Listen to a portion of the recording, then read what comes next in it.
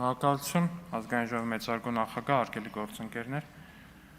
հարգելի ուժեղ Հայաստան խմբակցություն, Էդգար Ղազարյանի առաջարկած նախագիծը քննարկել եք ձեր խմբակցությունում։ Չեք քննարկել, ինչի համար, որտեվ դա Էդգար Ղազարյանն է ներկայացնում։ Չգիտեմ, ինձ թվում է կարելի է եւ քննարկել նույնիսկ եթե դա ներկայացնում է Էդգար Ղազարյանը, բայց ինչևէ անցած ելույթն եմ ուզում հիշատակել պարոն Ղազարյան, դե գիտեք ինքը գալիս է այստեղից դիմում է միայն ձեզ եւ Հայաստան խմբակցությանը ու ելույթի ընթացքում ասեց դատվելու եք ձեզ պետք է գալու Արամ Վարդևանյանի ծառայություններ, մեզ չի դիմում ինքը, ակնհայտորեն մեր հետ չի խոսում, ելույթի սկզբում ասեց չի մեր ոչ մեր անունն է տալի, ոչ մեզ է դիմում խոսելուց։ Գալիս է ասում է հարգելի ուժեղ Հայաստան եւ Հայաստան դաշինքի անդամ падգամավորներ։ Դուք դատվելու եք եւ Արամ Վարդևանյանը ձեզ պետք է գալու։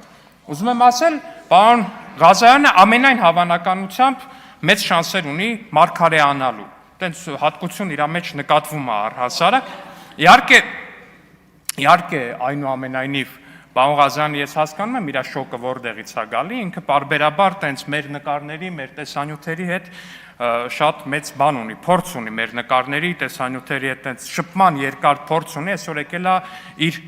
կուրքերին ու իր իդելներին որպես այդպեսին մոտիկից է տեսնում, հասկանում եմ հուզմունքը, բայց այնուամենայնիվ կոչ եմ անում, երբ որ ազգային ժողովի ամբիոնից եք խոսում, նախ առաջինը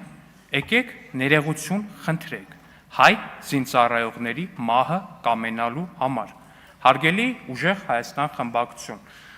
այս խոսակցությունը չի փակվելու։ Ձեր շարքերում նստած է մարդ,